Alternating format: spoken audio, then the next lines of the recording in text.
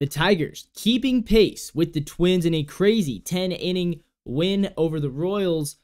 Shohei Ohtani is now a member of the 48-48 club. The Mets with a huge win over the Nats to gain another game over the Braves. Juan Soto's 40th home run of the season helps to bury the Mariners. Plus, we're talking the struggles of NFL rookie quarterbacks. We'll talk about Matt Chapman's new contract with the Giants, and we will give the Week 2 NFL Power Rankings. All that and more right here on Coast to Coast Sports. But I want to start with the Detroit Tigers. Whew! I said yesterday, this is a playoff team. They look like a playoff team. And they are doing everything they can. Now, the Twins won yesterday. And let's give credit to them. 4-1, they beat the Guardians in a game that, at this point, the Twins need to win every game. Because the Tigers are going to catch them. Matt Wallner played well in that game. Willie Castro hit a home run. Byron Buxton with a double from the leadoff spot. And we saw some good stuff from the Twins. Meanwhile, the Guardians, only 8 hits, 1 run for them. However, the Tigers kept the pace. It was a close game. It was 1-1. They went to extra innings with a good Kansas City team, and they beat them. They beat them in the end. The key play there comes in the 10th inning, top of the 10th. Tommy Pham on, Trey Sweeney on. No, excuse me. Tommy Pham was the fielder. Trey Sweeney on base. Parker Meadows with an RBI single. And then Riley Green with an RBI single to score Matt Vierling. Then the Tigers shut down Kansas City in the bottom of the 10th. Remember, it wasn't a walk-off win. It was at Kansas City. The Tigers, they don't care. They've now won back-to-back at Kansas City. Jason Foley. 3-6, 2.97 ERA. That's what he's done as their closer. He shuts them down to get the save. And it's Tyler Holton. If you haven't heard of Tyler Holton, listen to these numbers. 62 games, 7-1 record, 2.12 ERA, 89 innings pitched, 70 strikeouts. He's made 7 starts, 55 bullpen appearances, 89 innings, 2.12 ERA. If you didn't know who Tyler Holton is, maybe you should. Dude is good. He's one of the better relievers in all of baseball right now. He's been balling out. So Detroit now is a game and a half back. They remain a game and a half back of the Twins. Could they pull this thing off? Abso-freaking-lutely. By the way, they're also now only 3 back of the Royals. So keep an eye out on that, but I think they're going to catch the Twins. Meanwhile, the Yankees stomped all over the Mariners. New York with an 11-2 victory. Seattle comes out on the road in their City Connects. And they haven't worn these. This has been their Friday night uniform all season, but they've been 15-1 in City Connects. So they've decided they're going to just wear these uniforms the entire rest of the year, every game, because they want to try to make the playoffs and make a run. The Yankees announcers weren't having it. They were like, they called the uniforms hideous. I don't particularly love the uniforms, even as a Mariners fan. They've grown on me, and maybe that's because we keep winning in them, but I don't love it. I don't love them, but they're not terrible. Either way, though, Seattle comes out in the City Connects on the road for the first time this season and gets absolutely destroyed. I guess, no, they're not on the road. They're at home. At home, they wear the City Connects, and they got absolutely destroyed. They lose 11-2. As far as the Yankees go, Juan Soto with his 40th home run. He's been so good, man. And I think I speak for all of Yankees fans when I say they need to bring him back. Like, there's no way. There's no way that they don't bring back Juan Soto. Right? I know the Mets are going to make a play, and I really want my Mariners to make a play. But Juan Soto, he adds a double as well with the home run number 40, 29th double, hitting .287 with a .993 OPS. So he is trying to get to that 1 dot. And if he does, him and Judge, it's very rare that 2 guys on the same team 1 dotted in the same season. I mean, that would be Gehrig and Ruth, right? How many? Find me this season. I don't know how many times there are. I know Gehrig and Ruth did it. I'm sure there's other times, but I think it's pretty darn rare with two guys, one dotting it on the same team. So that would be really impressive. Like, did Jeter and A-Rod ever? I don't think Jeter ever one dotted it. Yeah. So I don't know, man. It's pretty rare feat, and I think they might pull it off because Soto, he has been hot lately, and this is gonna be great for them going into the playoffs. The Yankees also now 3.5 games up on Baltimore because Baltimore got destroyed 10-0.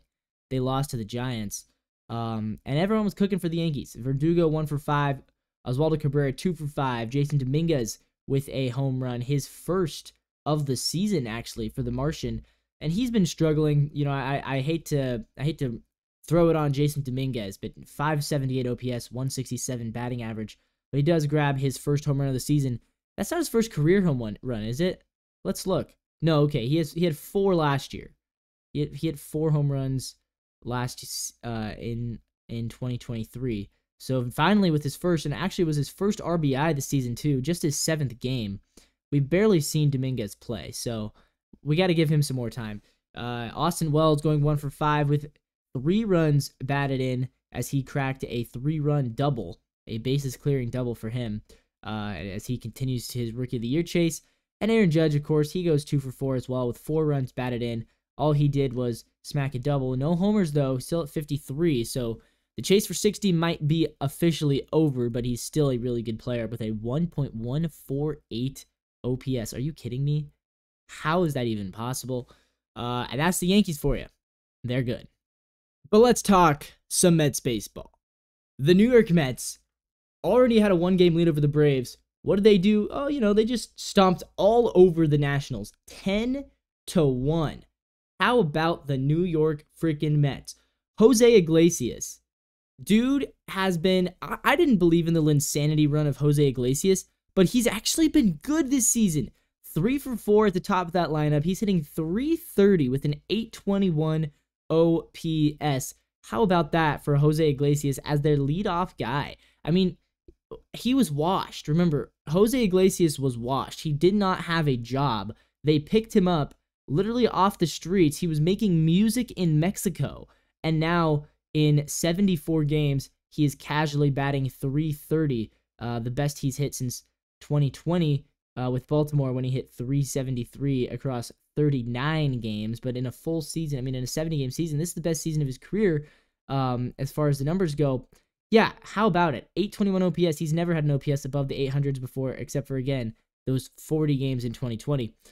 This dude was literally washed. They picked him up off the street.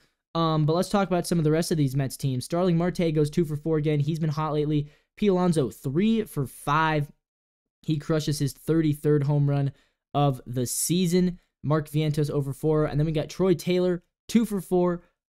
We've got Francisco Alvarez with his 9th home run of the season going 1 for 3. Harrison Bader over 3. And then at the bottom of that lineup, look who has arrived. Luis Angel Acuna, the shortstop, the new shortstop, the guy that they got from the Rangers in the Max Scherzer trade last year. Luis Angel Acuna, what has he done so far? In 4 games, he is now hitting .455 with an .818 slugging and a 1.273 OPS. Granted, it's only 4 games. Last night, he went 3 for 4 with 2 runs batted in, 3 runs scored, and he hit his first home run of his big league career. So congratulations to Luis Angel Acuna. Luis Angel Acuna, is that how you pronounce it, man? But he is the brother of Ronald Acuna. Is he the cousin of Ronald Acuna? I think he's the brother. He also hit a double last night. Pete Alonso also with the double. Great team. So fun to root for. Meanwhile, Taylor Miguel, 6 innings, no earned runs. They shut him all down. Adam Ottavino pitched a great inning. This is a good team. They are playoff ready. They're now 15 games above 500. They gained another game on Atlanta. Because meanwhile, for the Braves, man, the Reds just keep on playing spoiler. Like, the Reds, I'm going to talk about the Reds really quick in a second here, but the Braves losing again to the Reds, 6-5. And at this point for them, their season is starting to whittle away.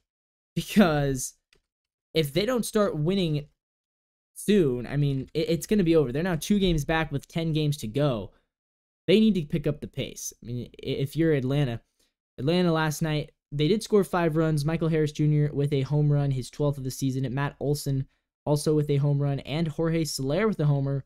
But the Braves have kind of fallen apart. You know, without Acuna in that lineup, without Austin Riley in that lineup, it has been a struggle for them. Olson's been having a down year. Michael Harris, down year. Merrifield is their starting second baseman, down year. Jared Kelenic, down year. Gio Urshela, Orlando Arcia. I mean, basically their entire team is having a down year, and that's a big reason why that they're not winning these games. But if you look at the Reds, I want to take you to the Cincinnati schedule. They have been doing such a good job at playing spoiler, and the Reds are starting to excite me for next year. Here's what they've done. I'm gonna pull it back to August, because this is when this kind of weird thing started off. They started August with San Francisco. They lost 2 of 3. Then they took 3 of 4 from Miami. Then they took 1 of 3 from the Brewers. After that, they get the Cardinals, who are in the thick of a wild card chase. They swept them. Then they got swept by Kansas City. Then they ran into a red-hot Blue Jays team that was about to get back to 500. 2 of 3 they won. But then they lose 3 of 4 to a terrible Pirates team. And then they lose 2 of 3 to Oakland. After that, they took on Milwaukee, again losing 3 of 4. But then they swept Houston. Lost 2 of 3 to the Mets. Won a game against the Braves, which was a do-over game. Then lost 2 of 3 to a bad Cardinals team, but then took 2 of 3 from the Twins. So the Reds, against AL contenders, they've been great. They swept Houston, 2 of 3 from the Twins, and then 2 of 3 from the Blue Jays at a time when the Blue Jays were hot. I don't know how they've been doing this against AL contenders. Meanwhile, against bad teams, they struggle. They can't beat the Pirates. They can't beat the A's. And they've also struggled really badly against Milwaukee. But the Reds are no joke. They're 4 below 500. I think next year, this team could really start to blossom, because I love the pieces that they have. The problem is they're a little bit too young. They were very injured this season. But we're starting to see some things come together, I think, with them. They just need to get healthy next year. I'm not sure if I love Ty France there long term. He hasn't been bad, though. Since he came to the Reds, Ty France, let's see the numbers. Since he came to Cincinnati, he's hitting .288, 327 on base, 438 slugging, 765 OPS, with 4 homers, 17 runs batted in, 10 doubles. He's been a good little addition for them. So I think that maybe that could work out for next year to keep him around. So I said in the offseason, Matt Chapman going over to the Giants, who, by the way, beat the Orioles 10-0. They're out of the playoff chase, but had a great game last night. I said in the offseason, Matt Chapman would be a great signing for whoever gets him. I wanted my Mariners to get him. Of course, we didn't, because we don't do anything right. Instead, the Giants did. And for a lost season, the nice thing they found a franchise third baseman. He just signed a 6-year extension, $151 million. He'll be a Giant through the 2030 MLB season. And I think it's a good move. Look, is he going to provide this level of play for the next 6 years? Probably not. But he's been good. And a lot of people were kind of low on him coming out of the last season. But there was never any reason to worry about Matt Chapman. Going into the offseason, never had a year with below 3 WAR, never had a year below 100 WRC+, never had a year below 100 OPS+, so he'd never been a below-average hitter, and he'd always been a good fielder. There was nothing not to like. In 2024, he's been putting on an absolute clinic, 6.8 WAR. A lot of that's because of the defense, but you look at the offensive numbers, pretty good, right? All he's done is scored 93 runs, 36 doubles, which is close to a career high. He's 6 away from a career high. It's his 4th season with over 30 doubles. 1 triple, 24 home runs for the 5th time he has reached that number. 73 runs batted in. Again, closing in on what would be the 2nd best season for him. 15 stolen bases, which is a new career best. 62 walks. He has a .247 batting average, 329 on base, 448 slugging, and a 777 OPS. Good for a 122 OPS plus. So his numbers are fairly solid. They're fairly reflective of what he's done throughout his entire career. The big thing, though, is the defense really helps him out as far as wins above replacement go. 6.8. That is now the third most in his career. Really, this season, I would say, outside of 2019 with Oakland when he was an all-star MVP candidate, this is probably the second best season of his career, and it came at, what, how old is he? He's 31. It came as his 31 season. He's been so good. But the move seemed to pay off really well for the Giants. I love that for them, and I think it's a good fit for Matt Chapman. He's very much a native to the Bay Area, coming from Oakland. Well, okay, he came from Lake Forest. That was his high school, Lake Forest High School. Went to Cal State University, then played for the A's, now with the Giants. So he's a California dude. He likes the Bay Area. He was sad about Oakland leaving, but yeah, Matt Chapman. I'm proud of the dude for having a great season and proving me right, because if I had been wrong about Matt Chapman, that would have been kind of embarrassing. So good job, good season. And yeah, he's earned that contract. He really has. 6.8 WAR. No joke. The dude is no joke. All right. You knew we had to do it. Let's talk about Shohei. Shohei Ohtani, man. That guy right there. What did he do last night? 48-48. Let's find it for you. Darren McCacken on the mound. Somehow Darren McCacken is like considered a good MLB pitcher now. I don't really get it.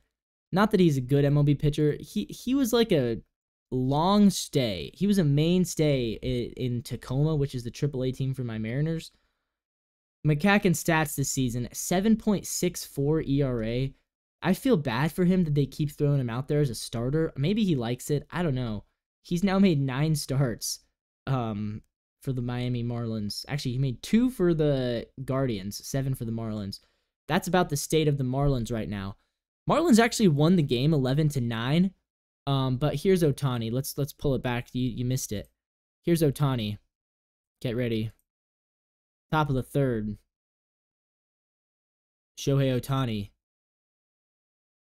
I mean, he's just so good. This puts him up to 48 home runs on the season. Here it comes, number 48. Bam! 2-run shot. Second deck. Unreal. I mean, unreal. So he now has 11 more games with a chance to reach 50-50. He needs 2 home runs and 2 stolen bases in the next 11 games. You think he can do it? Yeah, abso-freaking-lutely he can. It's Shohei freaking Ohtani. He's going to play his balls out for every single game because he wants to be a 50-50 club member. He's now the first player ever to reach 48 homers and 48 steals in a single season. Also with a 983 OPS. It'd be cool if he could one-dot it, but 983 is still good. Also 32 doubles, 7 triples, 110 runs batted in, 119 runs scored. I mean, he is going to be the MVP. That's pretty clear. As a DH, he's going to be the MVP. Dodgers still scored 9 runs. Mookie Betts had a nice game. He with a triple, his 5th of the season. He goes 2 for 5. Miguel Rojas crushing a homer. Freddie Freeman with a hit. Teoscar Hernandez going 2 for 4. Max Muncy went 3 for 5 with 5 runs batted in, 2 doubles, and he stole a base. What? Max Muncy, his first stolen base of the season. And yet, with all that offense, they actually still lost because Bobby Miller really struggled. He allowed 4 earned runs in 2 innings. Then Michael Grove allowing 3 earned runs in 1 2/3, and then Brazier allowing 2 runs, as well as Dan Hudson. So they actually kind of imploded. The bullpen did, but the Marlins, kudos to the Marlins. Got to give a shout out to my guy, 5 for 5 for Jesus Sanchez. He went 5 for 5 with 3 runs batted in, 2 runs scored, including a pair of doubles. He's up to 24. And Jesus Sanchez having an underratedly pretty good season. The Marlins offense isn't the big problem. It's really their pitching staff. And that's kind of what we've seen with them. But shout out to the Marlins for actually winning the game. But the big story is, of course, Ohtani, 48 home runs. Let's talk some Phillies-Brewers. Brewers could have clinched the NL Central had they won, I believe, because I think the Cubs, did they lose? Yeah, the Cubs lost. So if the Brewers had won this game, they would have clinched. Instead, the magic number is at 1. They lose 5-1. and Zach Wheeler was out there dominating. Zach Wheeler, let's talk about him for a second. Is he still in the NL Cy Young race? Last night, all he did was 7 innings, 1 earned run, 4 hits, 6 strikeouts. He lowers his ERA to 2.56. And I want to pull up the stats right now between him and Chris Sale, because that's kind of the race right now. Chris Sale has a 2.35 ERA compared to Zach Wheeler at 2.56. So Sale has a better ERA, kind of substantially. Sale has 17 wins, Wheeler has 16. Sale, 219 strikeouts, Wheeler, 205. So Sale has more strikeouts. But Zach Wheeler has a better whip at 0.95 compared to Sale at 1. Wheeler has a better batting average against, 191. Sale, 215. And as far as innings go, Wheeler has thrown 186, Sale 172. So Wheeler has thrown more innings, less strikeouts, though, and a worse ERA, but a better whip, better batting average against. I wonder what they have it for WAR. I'm going to look up the WAR. Granted, pitching WAR is always tough to measure, and I do think that a Chris Sale Cy Young would be a great story and a great cap to his career. Might be enough to push him into the Hall of Fame, maybe. Sale is at 6.3 WAR, according to Baseball Reference. Let's see what Zach Wheeler is at. Zach Wheeler stats. According to Baseball Reference, Zach Wheeler is at 5.4. So he's in WAR, he's almost a full win behind, which is interesting to me. But I still think that if he has a great final 2 starts and Sale has a bad final 2 starts, this thing could still be for Zach Wheeler to win. This could still be Zach Wheeler's award. He last season, if we remember, last season he was an All-Star. Last season he was not an All-Star, but he was 6th in Cy Young voting. In 2021, he was 2nd in Cy Young voting. So he's been top 2. He's been the runner-up before. 2021, I believe he was a runner-up to, was that Alcantara? Or was that, I don't remember who won it in 21. He's also on a better team, and I think if the Braves miss the playoffs and the Phillies are going to be the number 1 seed, who did more to help their team, right? But then the other argument would be, well, Sale did so much for the Braves because their offense has been so bad lately. So I don't know. You could definitely go either way with it. I think right now I'd still lean on Sale, but Wheeler, another great game. If he has 2 more of those, then he could definitely put himself back in that mix. Let's move to the NFL. I want to talk about the rookie quarterbacks in the NFL. Caleb Williams, Jaden Daniels, Bo Nix. All of them yet to score, yet to throw a touchdown. Now, Jaden Daniels has scored 2 with his legs. A couple of rushing touchdowns for him. But no passing touchdowns for any of them in 6 games. They're 2-4. Daniels beat the Giants, and Caleb beat the Titans. So, not sure if those 2 wins mean a whole lot because they're against 2 of the worst teams. I think probably Caleb's been the worst, although I have not been impressed with Bo Nix either. I think they've both been pretty bad, all things considered. Right now, on my QB index, I actually have Caleb slightly ahead of Bo. I have Bo at 31, ahead of only Bryce Young. I have Caleb at 29. He's also ahead of Jordan Love. Jaden Daniels, because of the stuff he's done with his legs, actually ranks 11th on the QB index. So, not terrible right now to start the season. But I need to see a lot more out of him. And I'm interested to see. I mean, it's funny. We saw Mahomes light the league on fire in his first game in his second season. But I think because of the way that certain players like CJ Stroud and Mahomes have immediately been dominant, it's like we expect rookies are going to change their team. And they never do. And we're always surprised, right? It was the same thing. It was like, what? Josh Allen's not good in his rookie season? Like, what? Justin Fields isn't good? Like, Bryce Young? But then we see, Herbert balling out from day one, and it's like, that doesn't mean Herbert is the best quarterback in the league because he started off so well. Some guys are just more polished. Some guys, it takes time to grow. So when we look at the rookies in the league, they haven't been playing well. especially Caleb, especially Bo Nix. And I'm sure, week 7, Drake May is going to start for the first time and throw 3 touchdowns, and it's going to be like, whoa, is Drake May actually the best of all the rookies? Something like that will happen, but it's not about that. It's a question of, it's a tough league, man. It's a tough league, and it takes time to develop. And we're seeing that development happen in real time. I think Caleb will improve. I think Bo Nix will improve. I think Jaden will improve. I think they'll all get better. Now, will they all end up being great? Probably not, right? History tells us that they won't. History tells us that there's usually only about 1 or 2 good quarterbacks from each draft class. So, and maybe Drake May is one of them. Maybe Michael Penix is one of them. Maybe J.J. McCarthy's one of them. Or maybe it's Caleb and Jaden. I don't know. We have to keep watching. And maybe there is more than 2 good quarterbacks in this draft class. We're not going to know until many years from now. I mean, it takes years to evaluate quarterbacks. Sometimes it's a case of, remember, Winston and Mariota struggled as rookies and never figured it out. Jared Goff struggled as a rookie and went to the Super Bowl, 2 years later. So it's you cannot take away anything from the rookie season, but I will say it's not all that concerning that they haven't thrown a touchdown yet. It's not really that concerning to me yet. And if it's week 5 and none of them have thrown a touchdown, that's when you start to get concerned. But I think they're all going to be okay. I really do.